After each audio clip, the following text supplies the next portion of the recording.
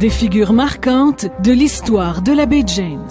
Une série de capsules historiques réalisées par la Société d'histoire régionale de Chibougamau.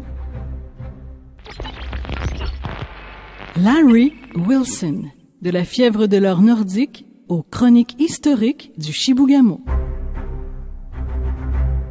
Aventurier dans l'âme, Larry Wilson est arrivé dans Iuichi Bay James en 1949 à la recherche d'une énigmatique source d'eau minérale. Sa quête l'a finalement conduit à de toutes autres découvertes, dont celle d'une fièvre de l'or nordique à laquelle il a pris part et dont il a été le premier raconteur. Lawrence Morris Wilson, né à Longueuil en 1896 et grandit à Coteau-du-Lac. Son père est de descendance écossaise et sa mère est canadienne-française.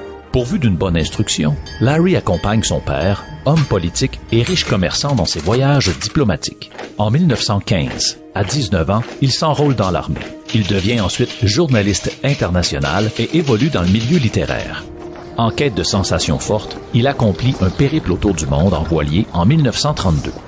En 1949, à l'aube de la cinquantaine, il tombe sur le dépliant d'un mystérieux dénommé Poli qui indique la présence d'une source d'eau minérale d'une qualité exceptionnelle entre les lacs Doré et Chibougamau. Il décide de chercher cette source en suivant des indications qui datent de 1906. En arrivant, il fait la rencontre de l'agent des mines, Bill Lafontaine. Bonjour, monsieur. Celui-ci, bien que sceptique, le conduit à la péninsule Gouin, là où le lac Chibougamau se déverse dans le lac Doré. Wilson n'y découvre aucune source. Toutefois, en discutant avec Lafontaine, il réalise que la plus grande mine du monde s'y trouve peut-être.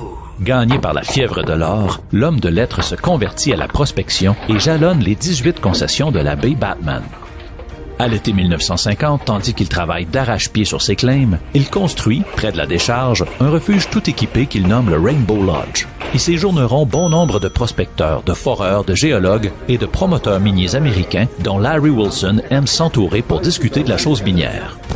Conscient d'être témoin d'un fantastique boom minier, Wilson prend des notes. À partir de celle-ci, il rédige un livre intitulé « L'appel du Chibougamau », dont la version originale paraît en 1952. Il y relate à travers sa propre expérience l'épopée minière de la région. Le 30 juillet 1955, les travaux préparatoires de Wilson sur ses concessions portent fruit. Ayant réuni des partenaires d'affaires stratégiques, la mine Batman Bay voit le jour et les activités d'extraction commencent. À partir de là, satisfait de sa fortune, Larry Wilson retourne vaquer à ses occupations littéraires en ville. À l'âge de 67 ans, en 1963, il décède à l'Hôpital général de Montréal.